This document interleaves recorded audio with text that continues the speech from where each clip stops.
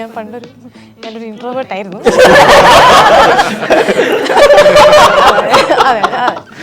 വല്ലാതെ ഞാൻ ഓർക്കുന്നു. പക്ഷെ എനിക്കിപ്പോഴും സോഷ്യൽ ആൻസൈറ്റി ഉണ്ട്. എല്ലാവർക്കും അത് ഇഷ്ടപ്പെട്ടു, അല്ലെങ്കിൽ അത് ആൾക്കാർ നമ്മൾ വിചാരിച്ച കാര്യത്തിനല്ല, വെറുതെ ഒരാൾ നടന്നു പോയപ്പോൾ ഓഡിയൻസ് ചിരിക്കുന്ന തരത്തിൽ ചിരിക്കുന്ന കണ്ടപ്പോഴാണ് എൻ്റെ അടുത്ത് ഇങ്ങനെ വന്നിട്ട് പാളിയും തോന്നുന്നല്ലേ. വിപിൻ ചേട്ടൻ ഇപ്പോഴും പറയാം, വിപിൻ ചേട്ടൻ ഭയങ്കര കോൺഫിഡൻറ്റ്. ഇപ്പൊ വാഴ എന്ന് പറഞ്ഞ സിനിമയുടെ കാര്യത്തിലും വിപിൻ ചേട്ടന്റെ കോൺഫിഡൻസ് മറ്റേ ഭീകര കോൺഫിഡൻസ്. എനിക്ക് തന്നെ ഒരു ദിവസം ഒരു 100+ സ്റ്റോറി മെൻഷൻസ് വരെ ആരൊക്കെ സിനിമ കാണുന്നോ OTT റിലീസ് വരേക്കും അത് എല്ലാ ദിവസവും ഈ അഴുകിയ ലൈഫ്. ഞാനിപ്പോൾ എൻ്റെ കാരവനിലിരുന്ന് ഇങ്ങനെ സ്റ്റോറി ഒപ്പം അപ്പുറത്തിരുന്ന ആൾക്കാരൊക്കെ എൻ്റെ ഞാൻ സ്വന്തം ഇങ്ങനെ. ആദ്യമൊക്കെ എൻ്റെ വീട്ടുകാരായിരുന്നു പറഞ്ഞ സ്ക്രിപ്റ്റും കാര്യങ്ങളൊക്കെ സെലക്ട് ചെയ്യുന്നത്. അവർക്കും തമിഴ് അറിയാൻ പാടില്ല. അപ്പം അമ്മയ്ക്ക് എന്തൊക്കെയോ കേട്ട് മനസ്സിലാവുന്നത് ഓക്കെ ഇവർ കൊള്ളാം പുറത്തേക്ക് വരുന്നത് ഇത് നേരെ എൻ്റെ കയ്യിലേക്ക് കിട്ടി. അപ്പോൾ ഇതെനിക്ക് എന്താ ചെയ്യേണ്ടതെന്ന് അറിയില്ല. അപ്പോൾ കുറച്ച് കഴിഞ്ഞപ്പോഴത്തേക്ക് അവൻ കരഞ്ഞു തുടങ്ങി. ഞാനാണ് മറ്റേ പൂക്കിൾ കൂടി കട്ട് ചെയ്തത്. അപ്പം ഈ ഫുൾ ഇങ്ങനെ വാക്സ് പോലെ ഒരു സാധനത്തിലൊക്കെയാണ്. അവസാനം അവൻ്റെ പുറത്ത് കിടത്തി അവൻ തന്നെ ഇഴഞ്ഞു പോയി പാൽ കുടിക്കുന്നതെല്ലാം ഞാൻ കാണാം. ഇതൊന്നും നമ്മൾ പഠിപ്പിച്ചു കൊടുക്കേണ്ട ഒന്നും കാര്യമല്ല. അപ്പോൾ ഇതൊക്കെ നാച്ചുറലി സംഭവിക്കുന്നതായിരുന്നു. അപ്പോൾ അങ്ങനെ നെക്സ്റ്റ് ഡേ മോർണിംഗ് തന്നെ ഞങ്ങൾ ഡിസ്ചാർജ് ആയി വീട്ടിൽ വന്നു. പിന്നെ ഒരു 2 ദിവസമൊക്കെ മാക്സിമം എനിക്ക് ചോറില്ലാണ്ട് നിൽക്കാൻ പറ്റുന്നത്. മുന്നേക്ക് എല്ലാ ദിവസവും 2-3 ദിവസമൊക്കെ ആണെങ്കിലും ചിലപ്പം അത് നമ്മുടെ വൈറ്റ് റൈസ് ഒന്നും കിട്ടാൻ പറ്റില്ല. നമ്മുടെ ഇവിടുത്തെ കേരള റൈസ് നമ്മൾ നോർമലി കഴിക്കില്ലേ, അത് തന്നെ വേണം. ഇല്ലെങ്കിൽ മാനസിക പ്രശ്നമാണ്. கதை இன்னும் வரை என்ற ஒரு படம் இருக்குது. நாங்கள்லாம் நடிச்சிருக்கோம். அது வந்து September 20th வந்து ரிலீஸ் ஆகுது. எல்லாரும் தியேட்டரில் போய் பாருங்க. Super super super.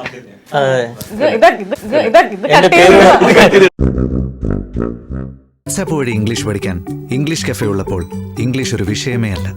English cafe presents you the perfect English. We present you the perfect English.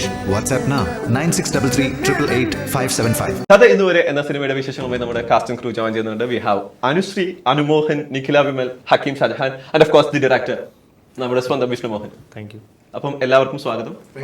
അപ്പം സെപ്റ്റംബർ 20 സിനിമയുടെ റിലീസ് ചെയ്യാൻ പോവാണ്. അപ്പം ശരിക്കും പറഞ്ഞ ഒരു സിനിമയുടെ കഥ ഇന്ന് വരെയുള്ള കാര്യങ്ങൾ ആലോചിക്കുമ്പോൾ നിങ്ങൾ എത്രത്തോളം എക്സൈറ്റഡ് ആണ് എന്നുള്ളത് എൻ്റെ ഫസ്റ്റ് ക്വസ്റ്റ്യൻ. ഐ തിങ്ക് ഞാനത് ഡയറക്ടറോട് തന്നെ ചോദിക്കാം. How excited are you?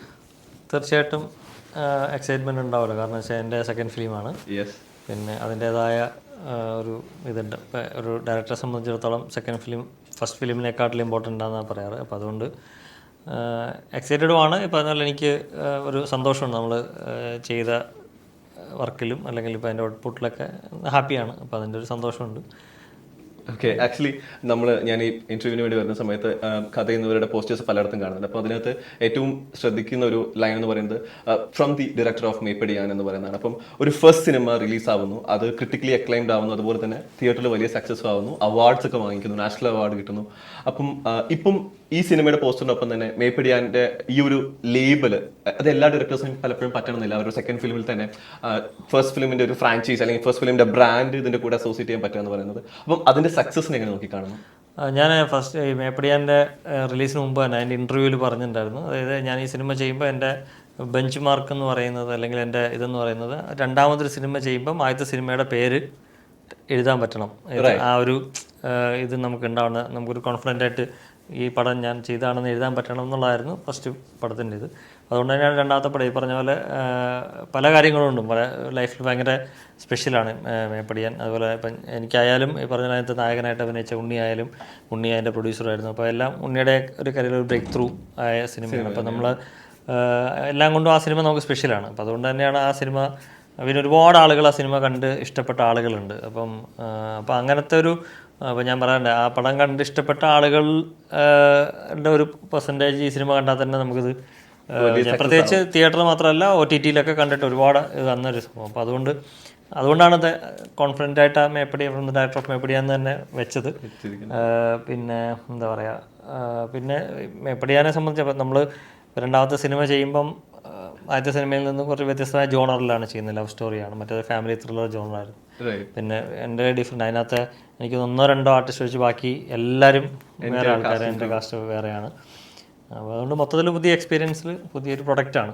അതിൻ്റെ ഒരു ഫ്രഷ്നെസ്, ആ കാസ്റ്റിംഗ് ക്രൂവിൻ്റെ ഫ്രഷ്നെസ് നമുക്ക് അതിൻ്റെ പോസ്റ്റേഴ്സിലും ഞാനിപ്പോൾ ട്രെയിലർ കണ്ടപ്പോഴൊക്കെ നമുക്കത് ഫീൽ ചെയ്തിട്ടുണ്ടായിരുന്നു. അപ്പം ഞാൻ അതേ ക്വസ്റ്റ്യൻ്റെ ആ ഒരു നോട്ട് തന്നെ ചോദിക്കുകയാണ്, കഥ എന്ന് പറയുന്ന സിനിമയുടെ കഥ നിങ്ങളിപ്പോൾ ആലോചിക്കുകയാണെങ്കിൽ ലൈക്ക് ആ സിനിമ ഏത് മൊമെന്റിലാണ് നിങ്ങളിലേക്ക് വന്നതെന്നുള്ള മൊമെന്റ് ഓർക്കുന്നുണ്ടോ? ലൈക്ക് എപ്പോഴാണ്, ഏത് സിറ്റുവേഷനിലായിരുന്നു ഈ കഥ ഫസ്റ്റ് നിങ്ങളിലേക്ക് എത്തി എന്നുള്ളത് ചോദിക്കുവാണെങ്കിൽ ഓർക്കുന്നുണ്ടാവോ? ലൈക്ക് സ്റ്റോറി ആദ്യം ഈ കഥ പറയുമ്പോൾ ഞാൻ ഭയങ്കര എക്സൈറ്റഡ് ആണ്. കാരണം ഇത്രയധികം കാസ്റ്റ് എന്നോട് പറഞ്ഞു, ഇതുപോലത്തെ ക്രൂ, മാത്രമല്ല എനിക്ക് ഇതിനകത്ത് ചെയ്യാനുള്ള പരിപാടി എത്രത്തോളം ഇമ്പോർട്ടൻ്റ് ആണ് സിനിമയിൽ എന്ന് എനിക്ക് മനസ്സിലായപ്പോൾ ഞാൻ ഓക്കെ ഡൺ. അതായിരുന്നു എൻ്റെ മൊമെന്റ്. നമ്മൾ 2 മാസം മുന്നേ 3 മാസം മുന്നേ അല്ലേ ഷൂട്ടിന് 2-3 ദിവസം മുമ്പ്. അപ്പം അതിന്റെ ഒപ്പം തന്നെ ഞാൻ ആ ക്യാരക്ടറിനെ കുറിച്ച് ചോദിക്കുകയാണ്. കാരണം ക്യാരക്ടറിനെ കുറിച്ച് ക്യാരക്ടറിന് എന്റെ ക്യാരക്ടറിന് പേരില്ല. രണ്ടാമത്തെ കാര്യം വളരെ ഇന്നസെന്റ് ആയിട്ടുള്ള ഒരു പാവം ഒരു ചെറുപ്പക്കാരൻ, നാട്ടുപുറത്തുള്ള ചെറുപ്പക്കാരൻ. അദ്ദേഹത്തിന്റെ പ്രണയം കുറച്ച് കോംപ്ലിക്കേറ്റഡ് ആയിട്ടുള്ള ഒരു പ്രണയം, അതാണ് ഹക്കീമിന്റെ പ്രണയം എപ്പോഴും മലയാളികൾ 2 കഴിഞ്ഞിട്ട് സ്വീകരിച്ചിട്ടുള്ളത്. പ്രണയവിലാസം ഒറിജിനൽ പ്രണയവും അതുപോലെ സിനിമയിലുള്ള പ്രണയമാണെങ്കിലും പ്രണയവിലാസം, അതുപോലെ തന്നെ ഈ കുമാരിയുടെ കാര്യത്തിലാണെങ്കിലും ഒരു നാട്ടിൻപുറത്തിലുള്ള ഒരു അർച്ചന 31ന്റെ കാര്യമാണെങ്കിലും അർച്ചന 31ന്റെ കാര്യമാണെങ്കിലും അതിനകത്തൊരു നാട്ടിൻപുറത്ത് ഇന്നസെന്റ് ആയിട്ടുള്ള ഒരാളുടെ പ്രണയം വളരെ ജെന്യൂൻ ആയിട്ട് നമുക്ക് തോന്നുന്ന രീതിയിൽ പെർഫോം ചെയ്യാൻ പറ്റിയിട്ടുണ്ടായിരുന്നു. അപ്പം ഉറപ്പായിട്ടും അതിൽ നിന്ന് ഡിഫറെന്റ് ആയിരിക്കും ഈ ക്യാരക്ടർ എന്നുള്ളത്. അതുകൊണ്ടായിരിക്കുമല്ലോ പടം ചൂസ് ചെയ്തിട്ടുണ്ടായിരുന്നത്. സോ അതിൽ നിന്ന് എനിക്കറിയാം ഇതിനകത്ത് ഒരുപാട് കാര്യങ്ങൾ പറയാൻ പറ്റില്ല എന്നുള്ളത്. എന്നാലും ലിറ്റിൽ ബിറ്റ് മോർ എന്ന് പറയുകയാണെങ്കിൽ കിടക്കുന്നുണ്ടെന്ന് എനിക്ക് തോന്നിയിട്ടുണ്ട്. പക്ഷെ ഭയങ്കരമായിട്ട് അങ്ങനെ പെർഫോം, ഈ ഒരു ക്യാരക്ടർ അങ്ങനെ പെർഫോം ചെയ്യേണ്ട ഒരു ഏരിയ ഒന്നുമില്ല. സ്ക്രിപ്റ്റിനോട് നീതി പുലർത്തി നിൽക്കാൻ പറ്റിയാണ് മതി എന്നുള്ളതാണ് അല്ലേ? സ്റ്റോറിയാണ് ഇതിന്റെ ഹീറോ. അതിന്റെ കൂടെ നിൽക്കുക, അതിനകത്ത് പ്രോപ്പറായിട്ട് ജെല്ലാവുക എന്നുള്ളൂ. ഓക്കെ, കമ്മിങ് ടു നിഖില, അതായത് ഹിറ്റ് സിനിമകൾ ഉണ്ടെങ്കിൽ അതിലൊരിപ്പം നമ്മള് എന്താ പറയുക, സദ്യയിൽ അച്ചാർ എന്നൊക്കെ പറഞ്ഞ പോലെ മാൻഡേറ്ററി ആയിട്ടൊരു കാര്യമാണ് ഇപ്പം നിഖില. അല്ല, എല്ലായ്പ്പോഴും ഉണ്ടാവണമല്ലോ. അപ്പൊ അങ്ങനെ പറയുകയാണെങ്കിൽ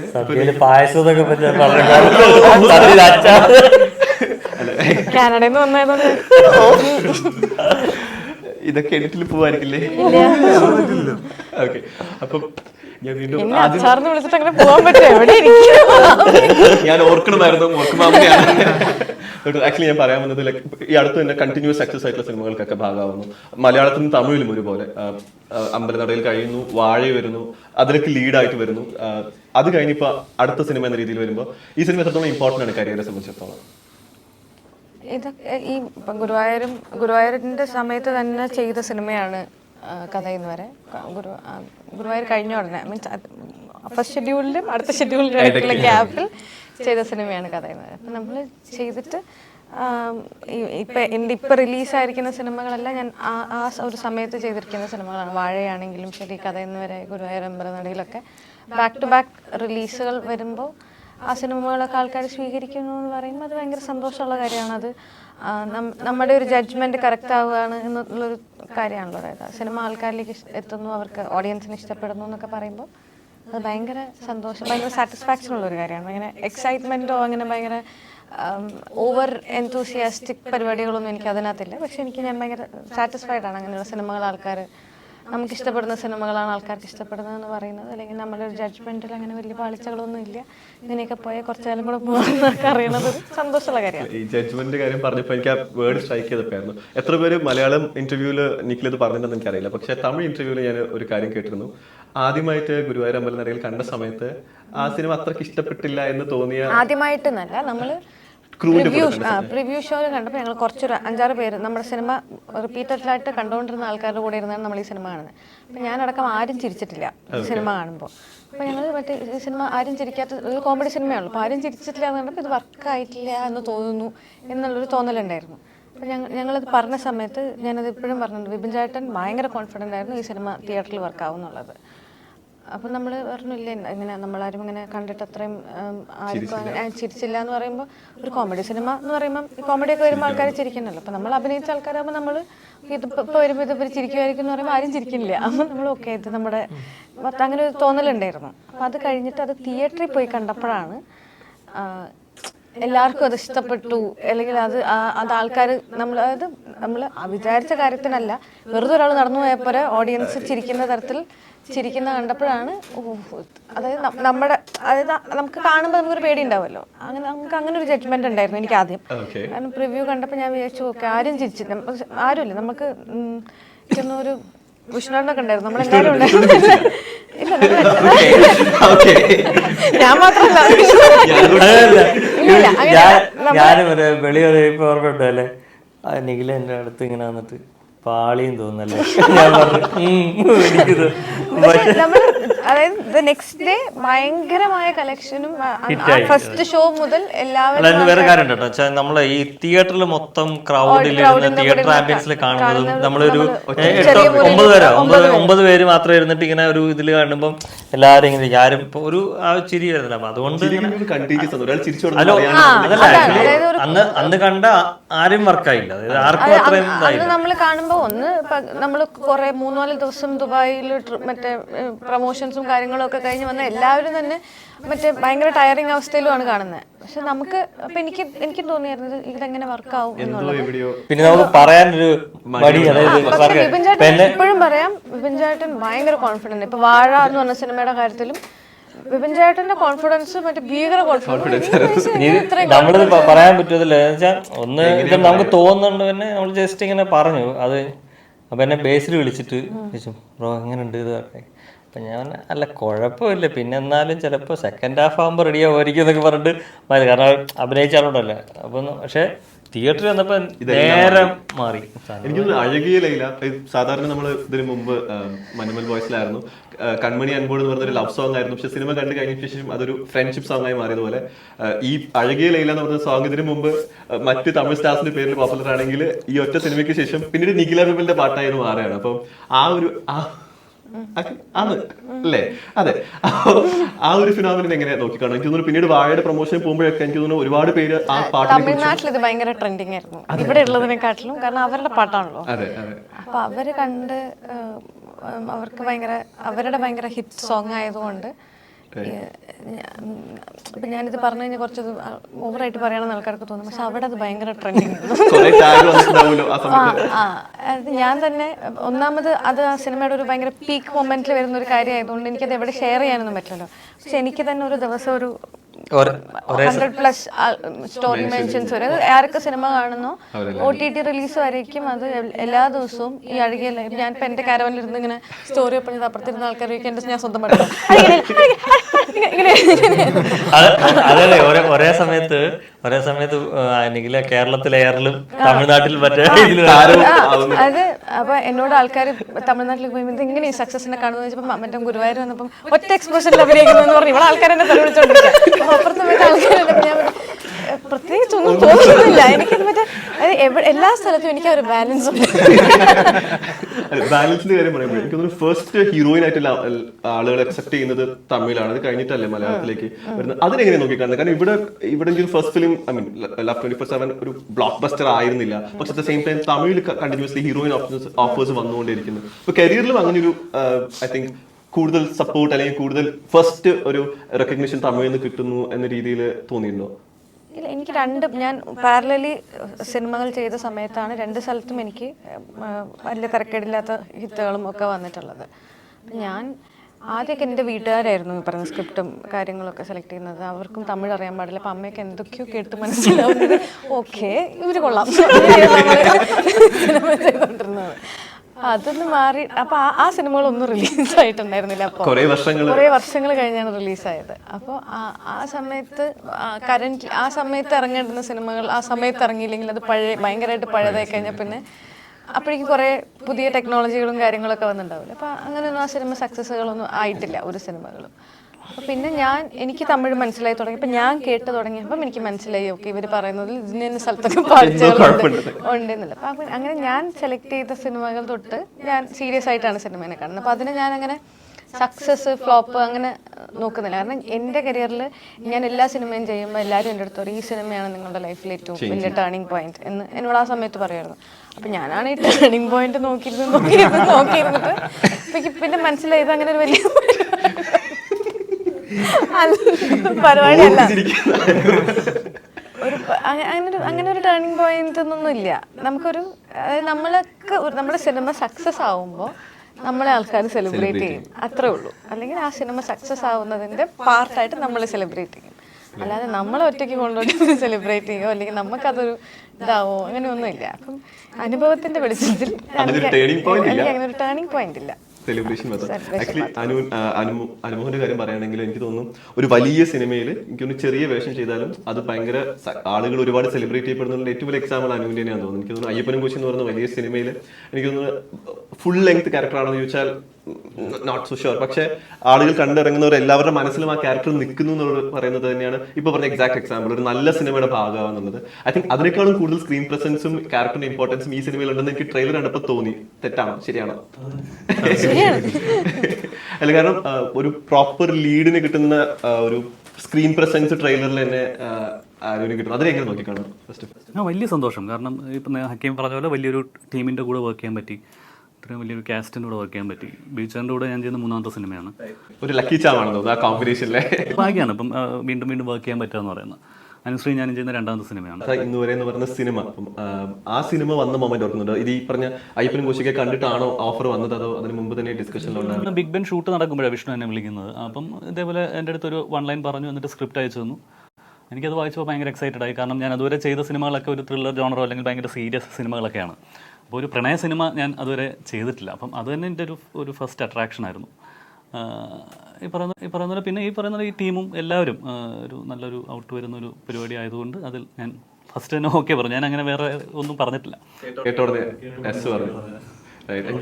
എനിക്ക് തോന്നുന്നു നിങ്ങളുടെ കോമ്പറ്റീഷൻ എനിക്ക് ഏറ്റവും കൂടുതൽ പരിചയമുള്ള ആൾ ഈ സെറ്റിൽ ഒരു പക്ഷേ നിങ്ങൾക്ക് ഒരുമിച്ചുള്ള സീൻസ് ഉണ്ടോ? അത് സിനിമ പറയാൻ പറ്റില്ല. എനിക്ക് ഓർമ്മയുണ്ട് 12th മെന്റെ ഷൂട്ടിന്റെ സമയത്ത് അനു എന്ന പേര് കോമൺ ആയതുകൊണ്ടുള്ള കൺഫ്യൂഷൻസ്. ഞങ്ങൾ 3 അനു ഉണ്ടായിരുന്നു അവിടെ. അപ്പോ ഇവിടെ അങ്ങനെ ഒരുമിച്ച് ഞാൻ ചോദിക്കാനുള്ള കാരണം കൺഫ്യൂഷൻസ് ഉണ്ടാകുന്ന ലൊക്കേഷൻസ് ഉണ്ട്. ഞങ്ങളിപ്പോ അനു അത് സംഭവിക്കുമല്ലോ. അനു വിളിച്ച് നിങ്ങൾ ആരെങ്കിലും അനു വിളിച്ച് ഞങ്ങൾ രണ്ടുപേരും അനുവിനെ സിനിമയിലേക്ക് വരുന്ന സമയത്ത് എനിക്ക് തോന്നുന്നു കുറെ കാലത്തിന് ശേഷം എനിക്ക് മഹേഷിന്റെ പ്രതികാരമൊക്കെയാണ് ഒരു ഹീറോയിൻ എന്ന രീതിയിൽ അനുവിനെ എപ്പോഴും രജിസ്റ്റർ ആയിട്ടുള്ള സാധനം.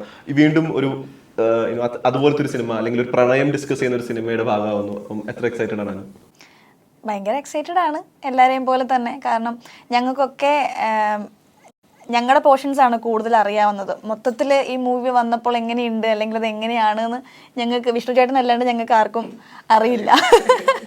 അപ്പോൾ ഈ പറയുന്ന പോലെ നിങ്ങളെ പോലെ ഞങ്ങൾ മൊത്തത്തിൽ ഈ മൂവി ബിഗിനിങ് ടു എൻഡ് വരെ കാണുന്നത് ഭയങ്കര എക്സൈറ്റഡ് തന്നെയാണ്. പിന്നെ ഒരുപാട് ഇഷ്ടം തോന്നി ചെയ്യുന്ന ഒരു സിനിമ തന്നെയാണിത്. ഈ പറഞ്ഞതുപോലെ ഭയങ്കരമായിട്ട് ആലോചിച്ച് ഞാൻ ഭയങ്കരമായിട്ട് അത് ഒബ്സർവ് ചെയ്ത് അല്ലെങ്കിൽ 2 ദിവസം ആലോചിച്ച് അങ്ങനെയൊന്നും ഇരുന്ന് ഭയങ്കര കൂലങ്കക്ഷമായ കാര്യങ്ങളൊന്നും. ഈ സിനിമയുടെ തന്നെ എനിക്ക് തോന്നുന്നു ചില സിനിമയ്ക്ക് അങ്ങനെ ഒരു ഭാഗ്യം ഉണ്ടാവും, നമ്മൾ ഉദ്ദേശിച്ച കാസ്റ്റിന് അങ്ങനെ തന്നെ കിട്ടാന്നുള്ളത്. പക്ഷെ ഇപ്പം മേതിൻ ദേവിയെ സംബന്ധിച്ചിടത്തോളം സിനിമ അങ്ങോട്ട് ചെല്ലുകയാണെങ്കിൽ ഹക്കിം അങ്ങനെയല്ല, സിനിമയെ കോൺകർ ചെയ്തെടുത്തതാണെന്ന രീതിയിൽ പറയാൻ പറ്റില്ല. സിനിമ ഒരുപാട് സ്വപ്നം കണ്ടിട്ട് വന്ന അല്ലെ, ആ ജേർണി എങ്ങനെയാണ് ഇപ്പം സ്വന്തം പേഴ്സണൽ ലൈഫിലെ കഥ എന്ന് പറയുന്ന ആലോചിക്കുകയാണെങ്കിൽ ഇന്നത്തെ ദിവസത്തിന് നോക്കുമ്പോൾ how do you look back as an actor?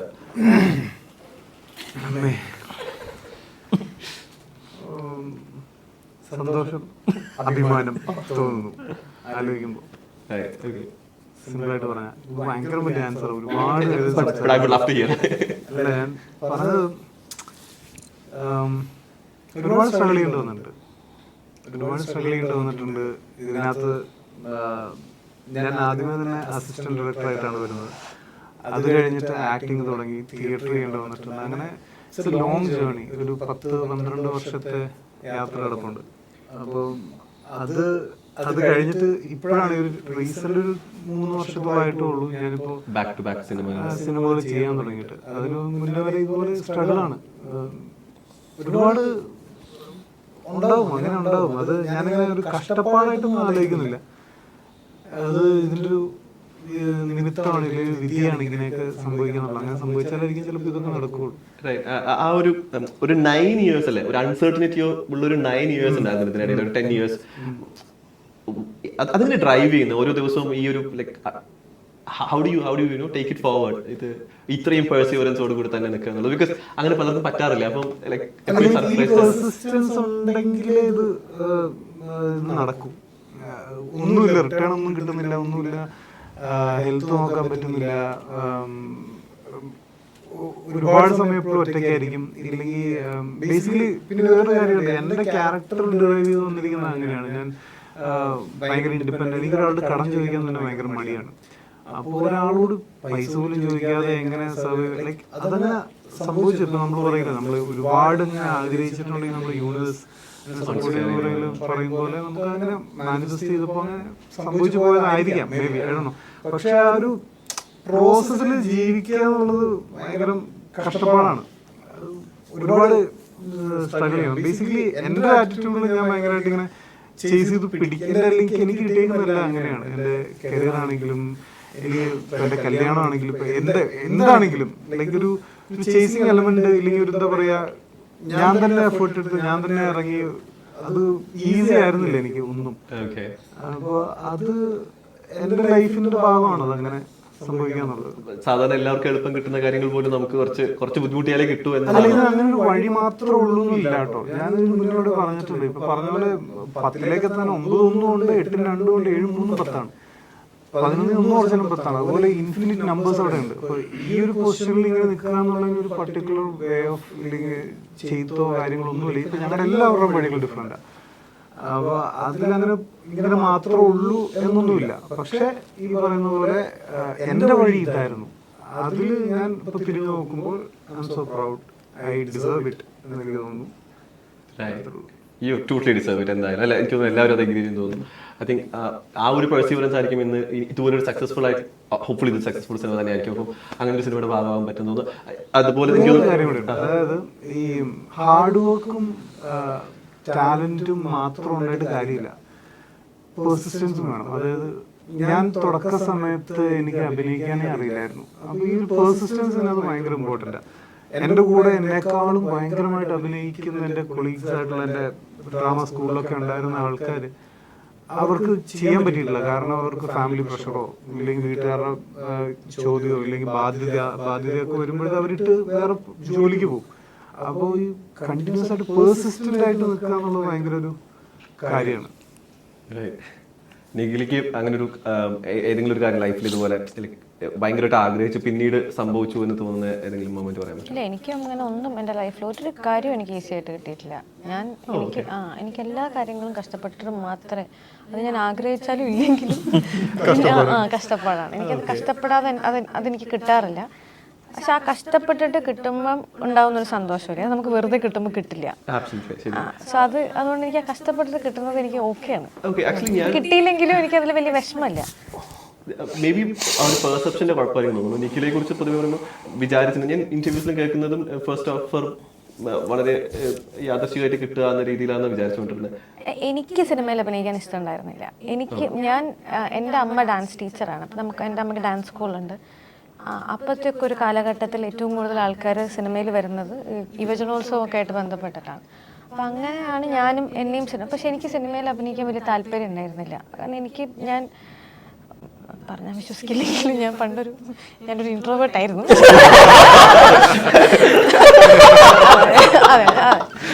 വല്ലാതെ ഞാൻ ഓർക്കുന്നു. പക്ഷെ എനിക്കിപ്പോഴും സോഷ്യൽ ആൻസൈറ്റി ഉണ്ട്. എനിക്ക് ഒരുപാട് ആൾക്കാരെ കാണുന്നത് ഭയങ്കര ബുദ്ധിമുട്ടുള്ള ഒരാളാണ് ഞാൻ. അതായത് ഞാൻ ഒരു ദിവസം ഒരുപാട് ആൾക്കാരെ കാണുന്നുണ്ടെങ്കിൽ എനിക്കതിന് പുറകിൽ ഒരുപാട് ഹാർഡ് വർക്ക് ഉണ്ട്. എനിക്ക് ആൾക്കാരെ കാണാൻ വേണ്ടിയിട്ട് ഞാൻ എന്നെ പ്രിപ്പയർ ചെയ്യേണ്ടതുണ്ട്. ഞാൻ ഇത്രയും സമയം എന്നെ ആൾക്കാരെ കണ്ടു കഴിഞ്ഞാൽ ഇത് കഴിഞ്ഞാൽ നിങ്ങൾ എന്നെ എവിടെയും കാണില്ല. നിങ്ങൾ എപ്പോഴും ശ്രദ്ധിച്ചിട്ടുണ്ടെങ്കിൽ നിങ്ങൾ എന്നെ ഇൻ്റർവ്യൂസിൽ കാണും, അല്ലെങ്കിൽ സിനിമയുമായി ബന്ധപ്പെട്ടൊരു പരിപാടികൾ കാണും എന്നല്ലാതെ നിങ്ങൾ എന്നെ ഇൻസ്റ്റാഗ്രാമിൽ പോലും തപ്പിയാൽ എന്നെ കാണില്ല. കാരണം ഞാൻ ഉണ്ടാവാറില്ല.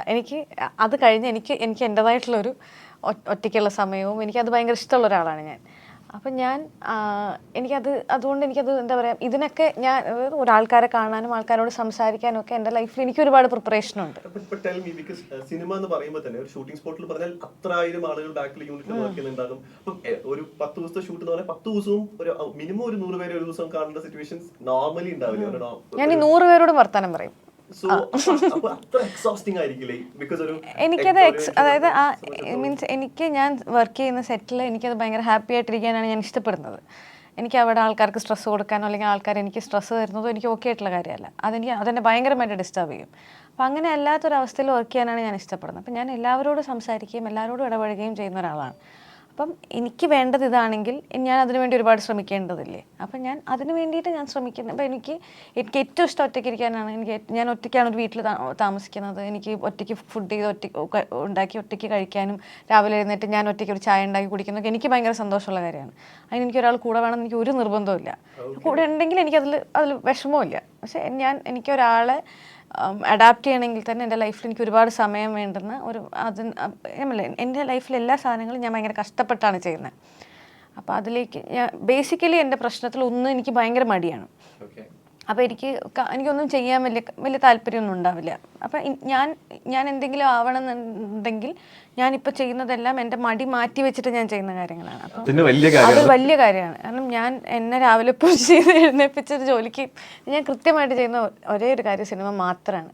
അല്ലാത്തൊരു സമയത്ത് എന്നോട് എവിടെയെങ്കിലും പോകാൻ പറഞ്ഞാൽ ഞാൻ ലേറ്റായിട്ടേ പോകുള്ളൂ. എൻ്റെ മുന്നേ വേറെ എനിക്കതേ അറിയുള്ളൂ. പക്ഷേ സെറ്റിൽ ഞാൻ കൃത്യസമയത്ത് ചെല്ലും, കൃത്യസമയത്ത് ഇതാക്കും. അത് മാത്രമാണ് ഞാൻ ഇഷ്ടപ്പെട്ട് ചെയ്യുന്നത് കൊണ്ടായിരിക്കാം ഇപ്പം എനിക്ക് സിനിമ ചെയ്യാൻ ഇഷ്ടമാണ്. അന്ന് എനിക്കത് ഇഷ്ടം ഉണ്ടായിരുന്നില്ല. അപ്പം ഞാൻ വരുമ്പോൾ എനിക്ക് ഈ പറയുന്ന ഹക്കീമിനൊന്നും ഉണ്ടാകുന്ന പോലത്തെ ഒരു സാധനമല്ല എനിക്ക്. എന്തിനാണ് ഇപ്പം എല്ലാവരും കൂടെ കൊണ്ട് സിനിമയിൽ അഭിനയിപ്പിക്കണം എന്നുള്ളതായിരുന്നു എൻ്റെ പ്രശ്നം. എനിക്ക് ശരിക്കും അതായിരുന്നു പ്രശ്നം.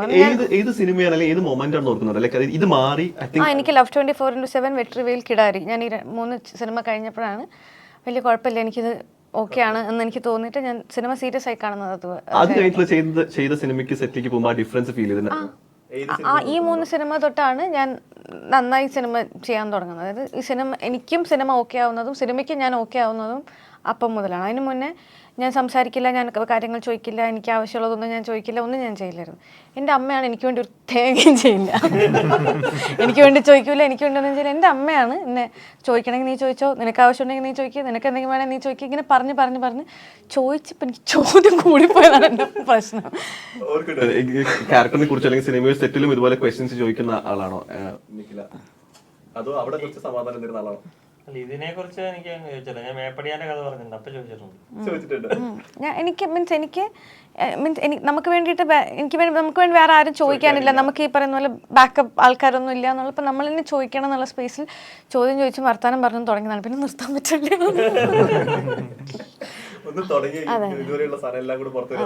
അതാണ് എനിക്ക് പറ്റിയ, അതാണ് ഇപ്പം നിങ്ങൾ കാണുന്ന ഞാൻ. ശരിക്കുള്ള ഞാൻ ഇതല്ല. അപ്പം നമ്മളിപ്പം കഥ ഇന്ന് വരെ എന്ന് പറഞ്ഞ സിനിമ ആയതുകൊണ്ട് ഞാനൊരു കഥ റൗണ്ട് എന്ന രീതിയിൽ ഒരു സാധനം കൊണ്ടുവരാന്ന് വിചാരിച്ചു. എന്താന്ന് വെച്ചാൽ നിങ്ങളെ കുറിച്ച് സെറ്റിൽ അല്ലെങ്കിൽ ഇൻഡസ്ട്രിയിൽ കേൾക്കുന്ന ചില കഥകളിൽ ചില സാധനം ഞാൻ പറയാൻ ഉദ്ദേശിക്കുന്നുണ്ട്. അതിൽ നിങ്ങൾ ശരിയാണോ തെറ്റാണോ അല്ലെങ്കിൽ അതുമായി ബന്ധപ്പെട്ട് നിങ്ങളുടെ എന്താണോ എന്നുള്ള കാര്യങ്ങൾ പറയാം. ഇപ്പൊ ഞാനതിൽ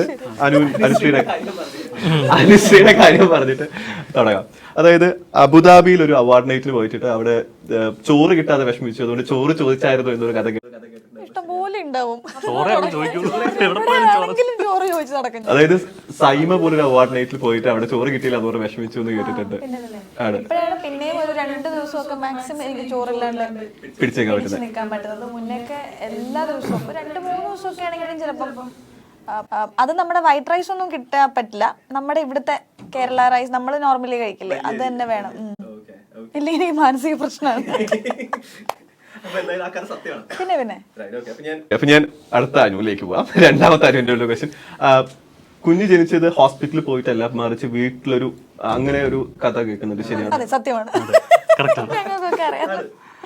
അതൊരു ഹോസ്പിറ്റൽ അല്ല, അതൊരു ഈ പണ്ടത്തെ വയറ്റാട്ടി എന്നൊക്കെ പറയില്ലേ, അതിന്റെ പോലത്തെ ഈ ബർത്ത് വില്ലേജ്. അപ്പം അപ്പം ഞാൻ തന്നെയാണ് അവളുടെ ഒരു 10 മാസം അവളുടെ കൂടെ നടന്ന് ഡെലിവറി എടുക്കുന്നത് എല്ലാം ഞാൻ തന്നെ ചെയ്തത്. വാട്ടർ ബെഡ് അല്ല, നോർമൽ ഡെലിവറി. അപ്പം ഇത്രയൊക്കെ കഷ്ടപ്പെട്ടില്ലേ ഇത് അല്ല, അത് ഇപ്പൊ പ്രശ്നം എന്ന് പറയുമ്പോൾ വീട്ടിലെ കസിൻസ് ഒക്കെ പ്രഗ്നന്റ് ആകുമ്പോൾ എല്ലാ ഡൗട്ടും എന്നെ വിളിച്ചു ചോദിക്കുന്നത്. ഞങ്ങൾ പണ്ടേ അങ്ങനെ ഒരു ആഗ്രഹം ഉണ്ടായിരുന്നു, സിസേറിയൻ വേണ്ട നമുക്കൊരു ആഗ്രഹം ഉണ്ടായിരുന്നു, എനിക്കത് ആഗ്രഹം ഉണ്ടായിരുന്നു. അപ്പം ഇത് ആദ്യത്തെ ഒരു 3 months നമ്മൾ വീട്ടുകാരുടെ നിർബന്ധമൊക്കെ പ്രകാരം ഹോസ്പിറ്റലിൽ പോകുമല്ലോ. അപ്പോൾ ഈ പോയപ്പോൾ ഇവിടെ ഒരു രോഗിയാക്കി വിടുന്നത്. ഇപ്പോൾ എല്ലായിടത്തും ചെന്നാലും പ്രശ്നങ്ങൾ അവർ പറയുന്നത് 3 മാസം. അപ്പോൾ ഞങ്ങൾക്ക് തന്നെ പ്രാന്ത, ഇത് ഞങ്ങളുടെ ഭയങ്കര ഹാപ്പി ആയിട്ടുള്ളൊരു മൊമെൻ്റ് അല്ലേ. അപ്പോൾ എവിടെ ചെന്നാലും ഇത് അങ്ങനെ ചെയ്യരുത്, ഇങ്ങനെ ചെയ്യരുത്, അവളുടെ അടുത്ത് അനങ്ങാൻ പാടില്ല, കട്ടിൽ നിന്ന് പുറത്തിറങ്ങരുത് എന്നൊക്കെ പറയാം. ഞാൻ പറഞ്ഞു അങ്ങനെയൊന്നുമില്ല, അതൊക്കെ വെറുതെയാണ്. അങ്ങനെയാണ് ഈ പട്ടിയും പൂച്ചയൊക്കെ അങ്ങനെ പ്രസവിക്കുന്നത്, മനുഷ്യന് മാത്രമുള്ള ഈ പ്രശ്നം. അങ്ങനെ ഞങ്ങൾ ഹോസ്പിറ്റൽ പരിപാടി നിർത്തി ഇതേപോലെ കുറേ അന്വേഷിച്ച് അപ്പം ഇങ്ങനത്തെ ഒരു മിഡ് വൈഫ്സിൻ്റെ ഒരു സെൻറ്റർ ഉണ്ട്. അവിടെ പോയപ്പം അവർ വെൽക്കം ചെയ്ത രീതിയെ ഭയങ്കര രസമായിരുന്നു. അപ്പം നിങ്ങളൊരു പേഷ്യൻ്റ് അല്ല എന്നുള്ള സാധനം ആദ്യം വിചാരിക്കും, ഭയങ്കര ഹാപ്പി ആയിട്ട് എടുക്കും. അപ്പം അവളേക്കാൾ കൂടുതൽ ക്ലാസ് എനിക്കായിരുന്നു അവിടെ. അപ്പം ഞാനാണ് പല സെഷൻസും അറ്റൻഡ് ചെയ്യേണ്ടത്. അത് ഞാൻ വീട്ടിൽ വന്നിട്ട് അവർക്ക് ഓരോ ഫുഡ് ഉണ്ടാക്കി കൊടുക്കുക, ജ്യൂസ് ഉണ്ടാക്കി കൊടുക്കുക. അപ്പോൾ അങ്ങനെ ഒരു 9 months അങ്ങനെ പോയി. അപ്പോൾ ഈ ഡെലിവറി ഡേയിൽ ഫുൾ പരിപാടി എൻ്റെ തലയിലായിപ്പോയി. കാരണം ഞാനാണ് ഈ ബാഗ് പാക്ക് ചെയ്ത് അപ്പം ഡെലിവറി ഡേയുടെ അന്ന് സിറ്റപ്സ് എടുക്കണം, ചില സ്റ്റെപ്പുകൾ 2 സ്റ്റെപ്പൊക്കെ കവച്ച് വെച്ച് കയറാൻ പറയും. അപ്പോൾ ഞാനിവളെ താങ്ങി ഇങ്ങനെ കയറും ഇറങ്ങും. അപ്പോൾ ഒരു ദിവസം ഉച്ചയ്ക്കായപ്പോൾ ഇവൾക്ക് പെയിൻ വന്നു. അപ്പോൾ എനിക്ക് ഇതായിരിക്കും പെയിൻ, നമുക്ക് പോകാമെന്ന് പറഞ്ഞിട്ട് ഞങ്ങൾ ഇറങ്ങി. അപ്പോൾ അവിടെ ചെന്നപ്പോൾ ഇതൊന്നും അല്ലാന്ന് പറഞ്ഞ് ഞങ്ങൾ തിരിച്ചു വിട്ടു. അതുപോലെ രാത്രി ഒരു 8:30 ആയപ്പോൾ വീണ്ടും ഇവർക്ക് പെയിൻ വന്നു പറഞ്ഞപ്പോൾ ഞാൻ ഇത് തന്നെ കമോ എന്ന് പറഞ്ഞിട്ട് ഞാൻ അമ്മയെടുത്ത് പറഞ്ഞു, അമ്മ ഇപ്പോൾ വരാവേ വന്നിട്ട് ഞങ്ങൾ കാറെടുത്ത് പോയി. നെക്സ്റ്റ് ഡേ മോർണിംഗ് ഞാനൊരു ബാസ്ക്കറ്റിൽ അവനെ കൊണ്ടായിരുന്നു വീട്ടിൽ. അത്ര എളുപ്പമായിരുന്നു. കാരണം എളുപ്പം ഇൻ ദ സെൻസ് ഞാൻ അവിടെ ചെന്ന് അവളിങ്ങനെ സിറ്റപ്സ് എടുക്കും. സിറ്റപ്സ് എടുത്തുകൊണ്ടിരിക്കുമ്പോഴാണ് നമുക്ക് വാട്ടർ ബ്രേക്ക് ആയിട്ട് ഇവൻ പുറത്തേക്ക് വരുന്നത്. അത് നേരെ എൻ്റെ കയ്യിലേക്ക് കിട്ടി. അപ്പോൾ ഇതെനിക്ക് എന്താ ചെയ്യേണ്ടതെന്ന് അറിയില്ല, നിൽക്കുക. അപ്പോൾ കുറച്ച് കഴിഞ്ഞപ്പോഴത്തേക്ക് അവൻ കരഞ്ഞു തുടങ്ങി. ഞാനാണ് മറ്റേ പൂക്കിൾക്കൊടി കട്ട് ചെയ്തത്. അപ്പം ഈ ഫുൾ ഇങ്ങനെ വാക്സ് പോലെ ഒരു സാധനത്തിലൊക്കെയാണ് വരുന്നത്. അപ്പം സാധാരണ ഹോസ്പിറ്റൽ അതൊക്കെ ക്ലീൻ ചെയ്യുന്ന, അപ്പോൾ അതൊന്നും ചെയ്യരുത്. അപ്പോൾ ആദ്യത്തെ 2 hours ഗോൾഡൻ ടൈമാണ്. അച്ഛനും അമ്മയും ഞാനും മോനും ഞങ്ങൾ 3 പേര് മാത്രമേ ഉള്ളൂ. അവർ പോലും ഇല്ല, അവർ തന്നെ ബെഡ്റൂമിൽ നിന്ന് ഇറങ്ങി. ഞങ്ങൾ 3 പേര് മാത്രമേ ഉള്ളൂ. അപ്പോൾ ഞങ്ങൾക്ക് അറിയില്ല എന്താ ചെയ്യേണ്ടത്. അപ്പോൾ അവരൊന്നും അറിയണ്ട, നിങ്ങളൊന്നും അറിയണ്ട, അങ്ങനെ ഇരുന്നോളാൻ പറഞ്ഞു.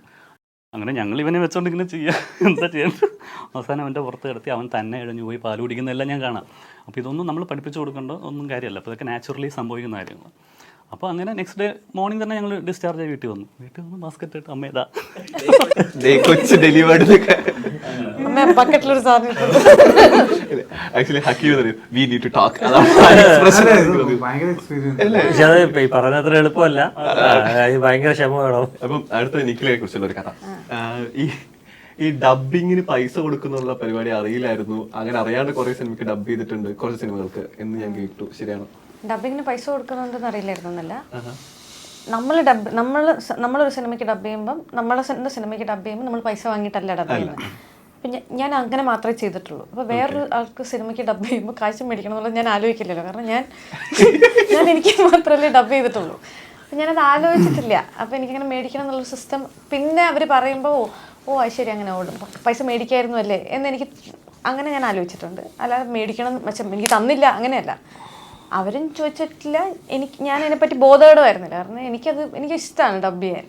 അപ്പം ഞാൻ അങ്ങനെ പോയി ഡബ് ചെയ്തതാണ് തമിഴിലും ചെയ്തിട്ട് ഇവിടെ പടവെട്ടിന് അതിഥിക്ക് വേണ്ടിയിട്ടും ചെയ്തു. ഇല്ല എന്നോട് ചോദിച്ചില്ല,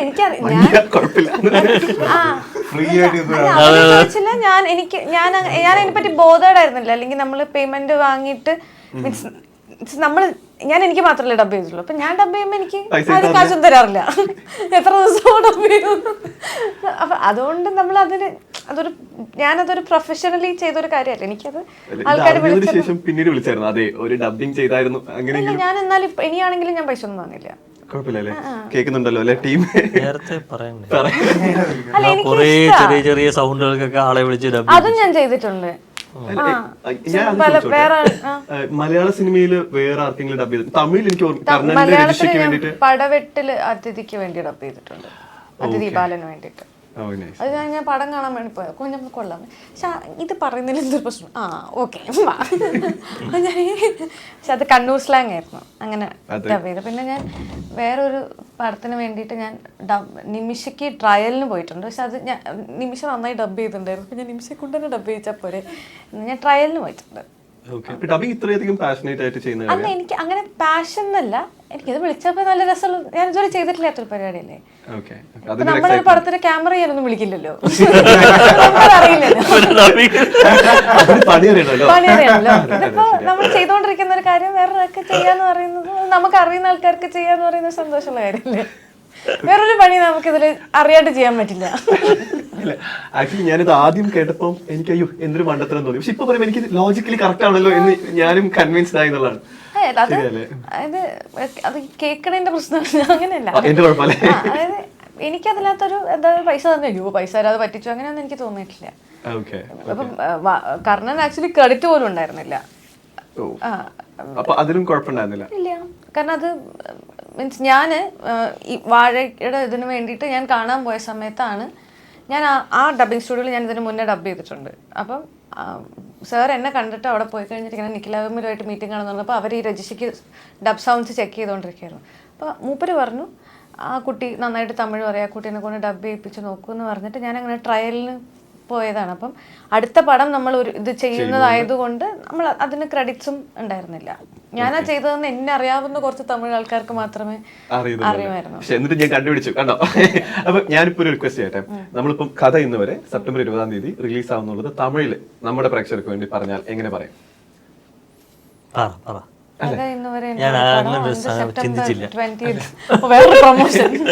സെപ്റ്റംബർ 20 അன்னைக்கு റിലീസ് ആകുது, എല്ലാവരും തിയേറ്ററിൽ പോയി പറഞ്ഞു. സൂപ്പർ സൂപ്പർ, കിട്ടിയല്ലോ അതൊന്നുകൂടി. നമുക്കൊരു ക്ലോസ് കോമ്പാക്ട് സാധനം കൊടുക്കും. கதை இன்னும் வரை என்ற ஒரு படம் இருக்கு, நாங்கெல்லாம் நடிச்சிருக்கோம். அது வந்து செப்டம்பர் 20th வந்து ரிலீஸ் ஆகுது, எல்லாரும் தியேட்டர்ல போய் பாருங்க. Super super super. എന്റെ പേരോട് തമിഴ് പറയൂ. വിഷ്ണു മോഹൻ. തമിഴിൽ വിഷ്ണു മോഹൻ. അപ്പൊ അടുത്തത് നമുക്ക് ഹക്കീമിനെയാണ്. അയ്യോ ഹക്കീമിന് തരുന്നു. ഓക്കെ, കൊറോണയിൽ വേറെ ഒരു ജോലിയും കൂലിയും ഇല്ലാതിരുന്നപ്പോഴാണ് പ്രേമിച്ചു തുടങ്ങിയത് എന്നൊരു കഥ കേട്ടു, ശരിയാണോ? സത്യം വെളിപ്പെടുത്തുന്നത് പ്രേമിച്ചു തുടങ്ങിയ കാലഘട്ടത്തിൽ കൊറോണ ആയിരുന്നു, അന്ന് വേറെ ജോലിയും കൂലിയും ഇല്ലായിരുന്നു. അതാണ് സത്യം. ഓക്കെ, ഞാനൊന്ന് കോൺട്രവേഴ്സി ഉണ്ടാക്കാൻ നടക്കൂലല്ലേ, സിമ്പിൾ ആയിട്ട് ഞാൻ പറഞ്ഞു. അതാണ് സത്യം, അല്ലാണ്ട് കൊറോണ നമ്മൾ തീരുമാനിച്ചിട്ട് വന്നതല്ലോ. അല്ല അത് ശരിയാ. പ്രണയിച്ചു തുടങ്ങി, ആ സമയത്ത് ജോലിയും കൂലിയും ഉണ്ടായിരുന്നില്ല, യാദൃശ്യമായിട്ട് കൊറോണ വന്നു. എനിക്ക് കുറച്ചും കൂടെ ലവ് സ്റ്റോറിയാണ്, നമ്മളിപ്പോ സിനിമയും ലവ് സ്റ്റോറിയാണ്. അപ്പം a bit of love ആരോടായി ചോദിക്കണേ? 5 ഇന്റർവ്യൂവിനായിട്ട് ഞാനിത് കേൾക്കാൻ നോക്കി. റിപ്പീറ്റ് ചെയ്തിട്ടുണ്ടെങ്കിൽ നമുക്ക് വിടാമല്ലേ അല്ലേ? അല്ല ഞാൻ അങ്ങനെ പറയാറില്ല, കുറച്ചും കൂടെ പ്രൈവറ്റ് ആണ്. ഈവൻ കുറച്ച് പ്രൈവറ്റ് ആയതുകൊണ്ടല്ല, എനിക്ക് പേഴ്സണൽ കാര്യങ്ങൾ അങ്ങനെ പറഞ്ഞു കൊടുക്കാൻ. എനിക്ക് അതുമായി റിലേറ്റ് ചെയ്തിട്ട് തന്നെ ഒരു ആഡ്സ് വന്നിരുന്നു, രണ്ടുപേരും ഒരുമിച്ച് അഭിനയിപ്പിക്കുന്ന പോലത്തെ ആഡ്സ് ഓഫേഴ്സ് വന്നിരുന്നു. അതെല്ലാം നോ പറയാണ് ചെയ്തത് എന്ന്. അല്ലെന്നേ, അത് വേറെ തന്നെ ഒരു ജോലിയല്ലേ. അത് ബേസിക്കലി അങ്ങനെ വന്ന ആഡ്സിന്റെ ഉദ്ദേശം എന്ന് പറഞ്ഞിട്ടുണ്ടെങ്കിൽ റിലേഷൻഷിപ്പ് മാർക്കറ്റ് ചെയ്ത് ഞങ്ങൾ കാരണമാണ് എന്ന് പറയാം. ലൈക്ക് ഇപ്പോൾ ഒരു സപ്പോസ് മാട്രിമോണി എന്ന് വിചാരിക്കുക, അപ്പം ഞങ്ങൾ രണ്ടുപേരും പോയെന്ന് പറയുമ്പോൾ ഞങ്ങൾ ആ മാട്രിമോണി ത്രൂ ആണ് ഞങ്ങൾ സെറ്റായെന്ന് അവർ വിചാരിക്കും, ഐ മീൻ ഓഡിയൻസ് വിചാരിക്കും. അപ്പം ഞാൻ ചോദിച്ചു ഇങ്ങനെ ചെയ്താൽ ഞങ്ങൾക്ക് എന്താ ഞങ്ങളുടെ കൂലി? പറയും ഞങ്ങൾ നിങ്ങൾക്ക് ഇത്ര രൂപ വരും. ഞാൻ പറയും പോടാനായിട്ട് ഞങ്ങൾ നിൽക്കുകയും വേണം. അതായത് അങ്ങനെ കച്ചവടം ചെയ്യാൻ വേണ്ടി വന്നത്. അപ്പോൾ താല്പര്യമില്ല അങ്ങനെ. ബേസിക്കലി ഇതൊന്നും പറഞ്ഞു നടക്കേണ്ട കാര്യമില്ലല്ലോ. ലൈക്ക് അത് ഭയങ്കര പേഴ്സണൽ ആയിട്ടുള്ള ഒരു കാര്യം, ഞങ്ങൾ മാത്രം ചെറിയ ചെയ്യുന്നൊരു രീതി. പിന്നെ ഇപ്പം ഞാൻ പറഞ്ഞാലും ഞാനൊരു 90% നുണയേ പറയുള്ളൂ. കാരണം അതിനെ പൊലിപ്പിച്ച് നന്നാക്കി എൻ്റെ സൈഡിലുള്ള സാധനം അതൊന്നും അല്ല അതിൻ്റെ ആക്ച്വൽ ട്രൂത്ത്. അപ്പം ആ ഒരു കോണ്ടെക്സ്റ്റിൽ ഞാൻ ക്വസ്റ്റ്യൻ ചോദിക്കുകയാണ് നിങ്ങളോടൊക്കെ തന്നെ. ലൈക്ക് സോഷ്യൽ മീഡിയ നിങ്ങളുടെയൊക്കെ ഇപ്പം കരിയറിന്റെ കൂടി അല്ലെങ്കിൽ നിങ്ങളുടെ ഒരു പ്രൊഫഷന്റെ കൂടെ ഭാഗമാവുക എന്നുള്ളൊരു, എനിക്കറിയാം ഹക്കീം അധികം പോസ്റ്റ് ഇടാറില്ല, ഇടുകയാണെങ്കിൽ കമന്റ്സ് ഒക്കെ ഡിസേബിൾഡ് ആയിരിക്കും. ഒരു മനുഷ്യന് സംസാരിക്കാൻ പറ്റില്ല അല്ലെ, അങ്ങോട്ടും ഇങ്ങോട്ടും ഇന്ററാക്ഷൻസ് ഒന്നും എൻകറേജ് ചെയ്യാറില്ല. കാണാൻ പോവാ, അതും സിനിമയുടെ പോസ്റ്റേഴ്സ് ആയിരിക്കുമല്ലോ. അല്ല, എന്റെ പേഴ്സണൽ ഫോട്ടോസ് ഇടാറുണ്ട്. പക്ഷെ ഈ പറഞ്ഞ പോലെ എനിക്ക് ഞാനിത് ഒന്നും ഇല്ലാത്തപ്പോഴും ഞാനിത് കമന്റ്സ് നോക്കി ഞാൻ പുളകം കൊണ്ടിട്ടില്ല. എന്തെങ്കിലും ആയപ്പോഴും ഞാൻ പുളകം കൊള്ളാനുള്ള ഒന്നും അനുഭവത്തിന്റെ ഇടാറുമില്ല. എന്റെ വാപ്പ എന്നോട് പണ്ട് പറഞ്ഞിട്ടുണ്ട്, ഹക്കീം നീ ആരെങ്കിലും പുകഴ്ത്തിന്ന് ഓർത്തോണ്ട് നീ പൊങ്ങാനോ ആരെങ്കിലും താഴ്ത്തിന്ന് ഓർത്തോണ്ട് താഴെ പോകാനോ നിൽക്കരുത് എന്നൊക്കെ പറഞ്ഞിട്ടുണ്ട്. എനിക്ക് ഭയങ്കര ഒരു ഇൻസ്പയറിങ് കോട്ടായിരുന്നു എൻ്റെ വാപ്പ പറഞ്ഞത്. അപ്പൊ ഞാൻ കാരണം വെച്ചിട്ടുണ്ടെങ്കിൽ ഓഡിയൻസ് ആയിട്ട് എനിക്ക് ഒന്നും കൊണ്ട് തന്നിട്ടുമില്ല, ഇല്ലെങ്കിൽ ഓഡിയൻസ് ആയിട്ട് എന്നെ താഴ്ത്തി കളയാനും പറ്റില്ല. ഞാൻ ഭയങ്കര ഒരു ഹൈപ്പർ ഇൻഡിപെൻഡന്റ് ക്യാരക്ടറിസ്റ്റിക്സ് ഉള്ള ഒരാളാണ്. അപ്പൊ എനിക്കൊന്നും വേണ്ട, ഞാനിതൊരു ജോലിയായിട്ട് മാത്രമേ കാണുന്നുള്ളൂ. നിങ്ങൾക്ക് താല്പര്യം ഉണ്ടെങ്കിൽ മാത്രം വന്ന് കാണുക, താല്പര്യം ഉണ്ടെങ്കിൽ വേണമെങ്കിൽ ഫോളോ ചെയ്യുക. ഞാൻ ആരോടും ഫോളോ ചെയ്യാൻ പറയാനുള്ള ഇത് വെക്കുന്നത് വെച്ചിട്ടുണ്ടെങ്കിൽ ഞാനൊരു പ്രൊഫൈൽ പോലെ വെക്കുന്നതാണ്. ലൈക്ക് ഏതെങ്കിലും ഒരാൾ വന്നിട്ട് ഹക്കീം ഏതൊക്കെ പടങ്ങൾ ചെയ്തു, ഇതൊക്കെ ഇയാൾ ചെയ്തതാണോ എന്നൊക്കെ കാണാൻ വേണമെങ്കിൽ ഇത് ഉപകരിക്കും. അത്രേ ഉള്ളൂ. ഒരു പബ്ലിക് പോർട്ട്ഫോളിയോ, ആ ഒരു പോർട്ട്ഫോളിയോ പോലെ. അല്ല, ഇപ്പൊ എനിക്ക് കുറച്ചും കൂടെ ബോളിവുഡിലൊക്കെ എനിക്ക് തോന്നുന്നത്, അല്ലെങ്കിൽ ഇപ്പം ഈ അടുത്ത് തന്നെ സോഷ്യൽ മീഡിയയിലുള്ള ഇൻഫ്ലുവൻസേഴ്സ് ഒക്കെ സിനിമയിലേക്ക് കൂടുതൽ കാസ്റ്റ് ചെയ്യപ്പെടുന്നതൊക്കെ നമുക്ക് ഈ അടുത്ത് കുറച്ചായിട്ട് ട്രെൻഡിങ് ആയിട്ട് കാണുന്ന കാര്യങ്ങളാണ്. അതുപോലെ തന്നെ വലിയ ബ്രാൻഡുകൾ നിങ്ങൾക്ക് എൻഡോഴ്സ്മെന്റ് എന്ന രീതിയിലൊക്കെ വരുന്നത്, ഇതൊക്കെ ഒരു ഓൾട്ടർനേറ്റീവ് സൈഡ് ഇൻകം എന്ന രീതിയിലൊക്കെ ബെനിഫിഷ്യൽ ആവുന്ന കാര്യങ്ങളാണ്. അപ്പോൾ പല ഈ ബോളിവുഡിലെ വലിയ സ്റ്റാർസ്, ഷാറുഖ് ഖാൻ പോലുള്ള ആളുകളൊക്കെ ബ്രാൻഡ് ഏറ്റവും കൂടുതൽ പൈസ ഉണ്ടാക്കുന്ന സിനിമയ്ക്ക് അപ്പുറത്തേക്കുള്ള ഓൾട്ടർനേറ്റീവ് വേസ് കൊണ്ടൊക്കെ തന്നെയാണ്. അപ്പം ചില ഇന്റർവ്യൂസിൽ എനിക്ക് ദീപിക പടുക്കോണൊക്കെ പറഞ്ഞിട്ടുണ്ട്, ദാറ്റ് മേക്ക് മീ, അതായത് അതുകൊണ്ട് ഇങ്ങനെ വേറെ ഇൻകം വരുന്നതുകൊണ്ട് എനിക്ക് ഇഷ്ടമുള്ള സിനിമകൾ മാത്രം ചെയ്താൽ മതി എന്നുള്ള ഒരു പ്രിവിലേജ് ഈസിലി എനിക്ക് കിട്ടാൻ പറ്റും. ബിക്കോസ് എനിക്ക് ഓൾട്ടർനേറ്റീവ് സോഴ്സസ് മണി വരുന്നുണ്ട് എന്നുള്ള രീതിയിൽ. അപ്പോൾ അങ്ങനെ ആകുന്ന രീതിയിൽ എനിക്കറിയാം അനുവൊക്കെ അത്യാവശ്യം സോഷ്യൽ മീഡിയയിൽ ആക്റ്റീവ് ആണ്. അപ്പോൾ ഇതിനെ എങ്ങനെയാണ് നോക്കിക്കാണുന്നത്? ഈ ഒരു perspective, he has a very different perspective. പക്ഷേ I would like to hear from you. ഇല്ല, ചെയ്യാറുണ്ട് അങ്ങനത്തെ. ഇപ്പൊ നമുക്കാണെങ്കിൽ ഇപ്പോൾ ഓണമൊക്കെ ആണെങ്കിൽ അങ്ങനെ എന്തെങ്കിലുമൊക്കെ വരുന്ന സമയങ്ങളിൽ നമുക്ക് പ്രൊമോഷനായിട്ടും കാര്യങ്ങളൊക്കെ വരാറുണ്ട്, നമ്മൾ ചെയ്യാറുമുണ്ട്. അത് ഈ പറഞ്ഞതുപോലെ തന്നെ നമുക്കൊരു സോഴ്സ് ഓഫ് ഇൻകം ആയിട്ട് കാണാറുണ്ട്. അപ്പോൾ അതിനെ ആ ഒരു രീതിയിൽ മാത്രം കണ്ട് ചെയ്യാറുണ്ട്. പിന്നെ ദീപിക പദുകോണിനൊക്കെ ഒരെണ്ണം മതിയായിരിക്കും, അവർക്ക് കുറെ പടം ചെയ്യാനിരിക്കാനായിട്ട് ഒരു ആഡ് ചെയ്താൽ മതി. ഞങ്ങൾ അങ്ങനെ കൊല്ലം മുഴുവൻ ആഡ് ചെയ്താൽ 2 കൊല്ലം പടം. നമുക്ക് പ്രൊമോട്ട് ചെയ്യാൻ പറ്റുന്ന ഒരു പ്രോഡക്റ്റോ അല്ലെങ്കിൽ നമുക്ക് നെഗറ്റീവ് അല്ലെങ്കിൽ അങ്ങനെ നെഗറ്റീവ് ആയിട്ടൊന്നും തോന്നാത്തൊരു സംഭവമൊക്കെ ആണെന്നുണ്ടെങ്കിൽ നമ്മൾ അതിന്റെ വീഡിയോയും എല്ലാവരും പറയുന്ന ഒരു കൊളാബറേഷനും കാര്യങ്ങളും അങ്ങനെയൊക്കെ ചെയ്യാറുണ്ട്. അത് ഈ പറയുന്ന പോലെ നമ്മൾ പൈസ ഒക്കെ കുറഞ്ഞിരിക്കുന്ന സമയത്ത് ഒരു സഹായകരമായിരിക്കും. കേട്ടല്ലോ. അല്ല, അത് ഓരോരുത്തരുടെ ഡിപ്പെൻസ് ഓൺ ഓരോരുത്തരുടെ ഇതാണ് കേട്ടോ. ഇപ്പം ഒരേ കാര്യത്തിനെ കുറിച്ച് രണ്ടുപേരുടെ അഭിപ്രായങ്ങൾ കേൾക്കുക എന്നുള്ള അതായിരുന്നു the whole idea behind this. അപ്പൊ ഞാൻ ആക്ച്വലി നമ്മുടെ വിഷ്ണു ചേട്ടന്റെ ഇതേപോലത്തെ ഒരു കഥ കേൾക്കുകയാണെങ്കിൽ, കല്യാണ ദിവസം ഒരാൾ കയറി വന്നിട്ട് ഇങ്ങനെ നിങ്ങളുടെ സിനിമയുടെ സക്സസിന് ഒരുപാട് സപ്പോർട്ട് ചെയ്തു അല്ലേ ഭാര്യ എന്ന രീതിയിലൊരു ചോദ്യം ചോദിക്കുകയും ഞങ്ങൾ സംസാരിക്കാൻ തുടങ്ങിയിട്ട് ആകെ 6 മാസമേ ആയിട്ടുള്ളൂ എന്ന രീതിയിലൊരു മറുപടി പറയുകയും ചെയ്തു എന്ന് കേട്ടിട്ടുണ്ട്. അത് ആക്ച്വലി എന്ന് വെച്ചാൽ എനിക്ക് തോന്നുന്നു ഒരുപാട് ആൾക്കാർ എൻ്റെ ലവ് മാരേജ് ആണെന്ന് തെറ്റിദ്ധരിച്ചിട്ടുണ്ട്. ഓക്കെ. അപ്പം അതുകൊണ്ടാണെന്ന് തോന്നുന്നു ഇത് കല്യാണത്തിന് വന്ന ഈ യൂട്യൂബേഴ്സ് ആൾക്കാർ. അപ്പോൾ അവരാരും ഇങ്ങനെ ചോദിച്ചപ്പോൾ പുള്ളിക്കാർ പെട്ടെന്ന് ഇങ്ങനെ അങ്ങനെ അതിന് മറുപടി പറഞ്ഞാണ്. അത് പിന്നെ ഞങ്ങളുടെ അറേഞ്ച് മാരേജാണ്. പക്ഷേ എൻ്റെ വൈഫിൻ്റെ ഫാദറും ഞാനായിട്ടൊരു 8-9 വർഷത്തെ വളരെ അവർ തമ്മിലൊരു ലവ്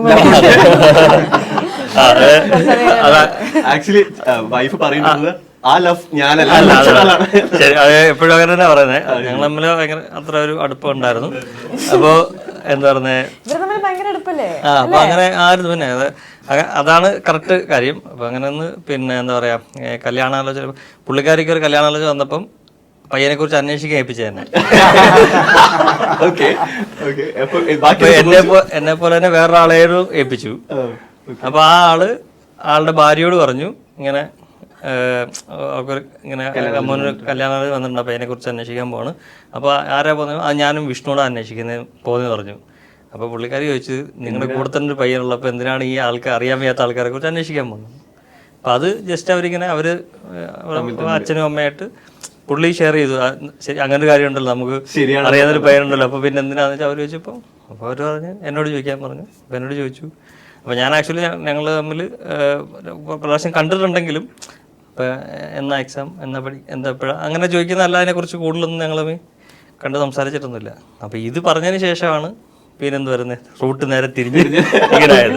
പക്ഷെ ഞങ്ങൾ എല്ലാം വളരെ പെട്ടെന്നായിരുന്നു. അപ്പം എന്താ പറയുക, അതാണ് ശരിക്കും സംഭവിച്ചത്. പക്ഷെ ഞങ്ങൾ തമ്മിൽ ഈ അച്ഛനും ഞാനായിട്ട് വളരെ അടുപ്പമുള്ളതുകൊണ്ടും കുറേ ആളുകൾക്ക് അറിയാവുന്നത് കൊണ്ടും ആളുകൾ ലവ് മാരേജ് ആണെന്ന് വിചാരിച്ചിട്ട് അങ്ങനെ ഇതിലാണ് ആലോചിച്ചത്. ഇപ്പോഴും ഒരുപാട് പേര് അങ്ങനെ വിചാരിക്കുന്നവരുണ്ട്.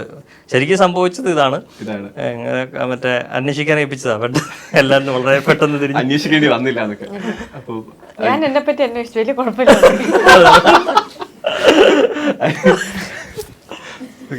ഓൺ ദാറ്റ് നോട്ട് നമുക്ക് ഇന്റർവ്യൂ വൈൻഡപ്പ് ചെയ്യാനുള്ള സമയമാണ്. അപ്പോൾ സെപ്റ്റംബർ 20th കഥ എന്ന് പറയുന്ന സിനിമ റിലീസ് ആവുകയാണ്. അപ്പോൾ ഇവരെല്ലാവരും ഇത്രയും നേരം പറഞ്ഞതുപോലെ തന്നെ സിനിമ ഒരു ഗംഭീര സിനിമയായിരിക്കും എന്നുള്ളതിൽ യാതൊരു തർക്കവുമില്ല. So any final words to our audience? September 20 വരെ ഞങ്ങൾ മലയാളത്തിലും തമിഴിലും എല്ലാം പറഞ്ഞിട്ടുണ്ട്. ഇനി ഇതിൽ കൂടുതൽ പറയാൻ അറിയത്തില്ല, എല്ലാവരും വന്ന് കാണണം. അപ്പോൾ നമ്മൾ ഇനി സിനിമയുടെ സക്സസ് മീറ്റിന് കാണുന്നതായിരിക്കും. Thank you so much for your time. Thank U.